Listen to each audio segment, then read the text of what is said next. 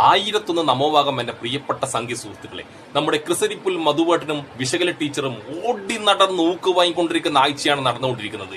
ഈ മഴക്കാലത്തും ഈ കോരിച്ചൊരിയുന്ന മഴയത്തും അവർ നമ്മൾ സംഘികൾക്ക് വേണ്ടി നാണവും മാനവും ഉളുപ്പും ഇല്ലാണ്ട് അറിയുന്ന കാര്യങ്ങളും അറിയാത്ത കാര്യങ്ങളും വിഡിത്തങ്ങളും പൊട്ടത്തരങ്ങളും ഉളത്തരങ്ങളും പറഞ്ഞുകൊണ്ട് കിടന്നങ്ങനെ ഊക്ക് വാങ്ങിയാണ്. ആർക്ക് വേണ്ടി?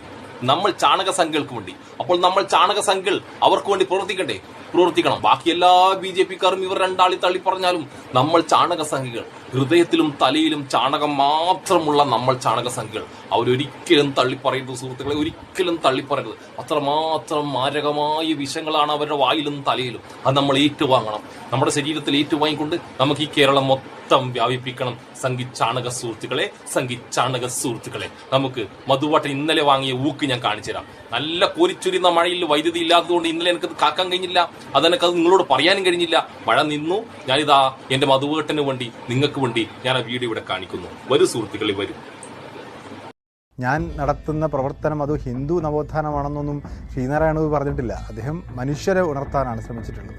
അദ്ദേഹം അങ്ങനെയാണെങ്കിൽ എന്തിനാണ് അദ്ദേഹം ഭദ്രകാളി അഷ്ടകം എഴുതിയത്? അദ്ദേഹം മതേതരത്വ ആത്മീയമായ വിശ്വാസിയായിരുന്നു. അദ്ദേഹം എഴുതിയ ഒരു മതേതരത്വ.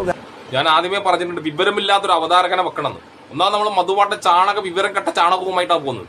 അവിടെ നിങ്ങൾ വിവരമുള്ള ഒരു അവതാരകനെ വെച്ചെങ്കിൽ നമ്മൾ മധുവാട്ടൻ ഇങ്ങനെ മറുപടി പറയും. ഒന്നാമതേ പഠിച്ചു വെച്ച കാര്യങ്ങൾ വന്ന് പുല്ലമ്പുന്ന മധുവാട്ടനാണ്. അത് നിങ്ങൾക്കറിയാമോ?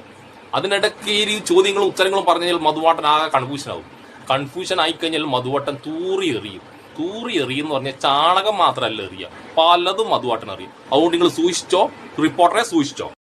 ഞാൻ നടത്തുന്ന പ്രവർത്തനം അത് ഹിന്ദു നവോത്ഥാനമാണെന്നൊന്നും ശ്രീനാരായണ പറഞ്ഞിട്ടില്ല. അദ്ദേഹം മനുഷ്യരെ ഉണർത്താനാണ് ശ്രമിച്ചിട്ടുള്ളത്. മനുഷ്യരെ ഉണർത്താനാണ് ശ്രമിച്ചതെന്നും മധുവാട്ടൻ അറിയാം. പക്ഷേ നമ്മൾ ചാണകങ്ങൾ പൊടില്ലല്ലോ. നമ്മൾ മധുവാട്ടൻ നടക്കുന്ന നമ്മൾ ചാണകങ്ങൾ പൊടില്ലോ അവതാരക. നിങ്ങൾ എന്ത് വിഡിത്തമാണ് ഈ പറഞ്ഞുകൊണ്ടിരിക്കുന്നത്?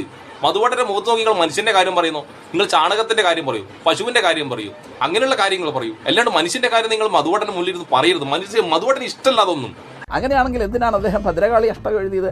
അദ്ദേഹം മതേതരത്വ ആത്മീയമായ വിശ്വാസിയായിരുന്നു. അദ്ദേഹം എഴുതിയ ഒരു മതേതരത്വ ഗാനം പറയൂ. ഞാൻ ഒന്ന് ചോദിച്ചോട്ടെ, നാരായണ ഗുരുദേവന്റെ അതെ നമ്മൾ ഏറ്റവും കൂടുതൽ വാഴുന്ന മാതൃകാ സ്ഥാനമാണ്. അതെ, നമ്മൾ നാരായണ അതിലും മധുവാട്ട നിങ്ങൾ നമ്മളെ ശരിക്കും ഊമ്പിക്കാനാണോ ഈ പോകുന്നത്? ചർച്ചയിൽ ഈ ചൊട്ടയും വെച്ച് ഞാൻ ചാണകമാണെന്ന് പറഞ്ഞു പോയിട്ട് നമ്മൾ ചാണക സംഖ്യകളെ ഇത്രമാത്രം അവമാനിക്കരുത് മധുവാട്ട. വളരെ സങ്കടമുണ്ട്, വളരെ വേദനയുണ്ട്. അത് ഓരോ ചാണക സംഖ്യകളും നിങ്ങൾക്ക് വേണ്ടി പ്രവർത്തിക്കുകയാണ്.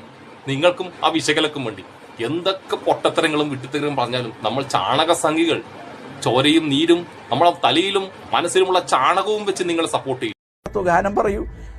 ഞാൻ ഒന്ന് ചോദിച്ചോട്ടെ, നാരായണ ഗുരുദേവന്റെ അതെ നമ്മൾ ഏറ്റവും കൂടുതൽ വാഴുന്ന മാതൃകാ സ്ഥാനമാണ്. അതെ, നമ്മൾ നാരായണ ഗുരുദേവന്റെ ഏറ്റവും കൂടുതൽ പറയുന്നത് ഒരു ജാതി, ഒരു മതം, ഒരു ദൈവം, മനുഷ്യനാണ് ആണല്ലോ. ഈ ഒരു ജാതി, ഒരു മതം, മതസാരവും ഏകമെന്നുലകിലൊരു ആനയിൽ അന്തരെന്ന പോലെ ഇത് ഞാൻ ആദ്യമേ പറഞ്ഞിട്ട് പെട്ടു. മധുവാട്ടൻ എന്തെങ്കിലും തിരിയുന്ന കാര്യം ഇത്. മധുവാട്ടൻ ഇവരെ പറ്റില്ല അറിയാം. നവോത്ഥാന നായകന്മാരെ പറ്റി മധുവാട്ടൻ ഏടെ അറിയാം. മധുവാട്ടനിൽ 2014 ശേഷമാണ് ആകെ ഇന്ത്യ കണ്ടിന്യൂ.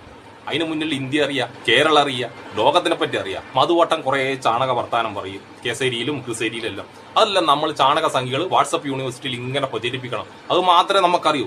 അതിന്റെ അടക്കം നമ്മളെ മധുവാട്ടനെ കൊണ്ടുപറ്റി വിവരമുള്ളവർ തന്നെ മുന്നിൽ നിർത്തേണ്ട ആവശ്യം ഉണ്ടായിരുന്നോ? നമ്മൾ ചാണക സംഖ്യകളെ അവമാനിക്കാൻ വേണ്ടി ഇപ്പോൾ ഒരു പുതിയൊരു BJP മുതലാളി വന്നിട്ടുണ്ട്, ചന്ദ്രശേഖരൻ. ഈ ചങ്ങായി മൊത്തം നമ്മളെ നാട്ടിക്കും. വിവരമില്ലാത്തവരെ കൊണ്ടുപോകുമ്പോൾ വിവരമില്ലാത്തൊരു അവതാരകനെ വെക്കണം. നമ്മൾ ജനൻ TV ഇല്ലേ, നമ്മൾ നമ്പ്യാരൊട്ടിയില്ലേ, അങ്ങനെ എത്ര വിവരം കേട്ടവരുണ്ട്. സുജയ പാർവതി ഇല്ലേ, ലോക വിവരം കേട്ട ഒരു സുജയ പാർവതി, അവരെ വിളിച്ചുകൂടായിരുന്നു. വിവരമുള്ളവരെ ഇനി ഒരിക്കലും നമ്മളെ മധുവാട്ടനുമായി ചർച്ചക്കോ അല്ലെങ്കിൽ ഇന്റർവ്യൂവിനോ വിളിക്കരുത്. ഇത് നിങ്ങൾ ഓർമ്മയിലിരിക്കട്ടെ. നാരായണ ഗുരുദേവൻ ഉപനിഷത്ത് വാക്യങ്ങളെ പച്ചമലയാളത്തിൽ പറഞ്ഞാണ്.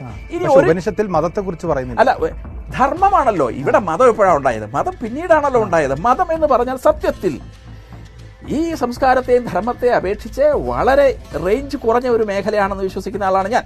ഞാൻ പറഞ്ഞു വന്ന വിഷയം, നാരായണ ഗുരുദേവൻ ഒരു ജാതി, ഒരു മതം, ഒരു ദൈവം എന്ന് പറഞ്ഞപ്പോഴും നെയ്യാറ്റിങ്കര മതം മാറിപ്പോയ നെയ്യാറ്റിങ്കര ഗോപസ്വാമി ആറാട്ട്, നെയ്യാറ്റിങ്കര ഗോപാലന്റെ ആറാട്ട്. എന്തിനാണ് മധുവട്ട ഇങ്ങനെ നമ്മൾ സംഖ്യകളെ നാറ്റിക്കുന്നത്?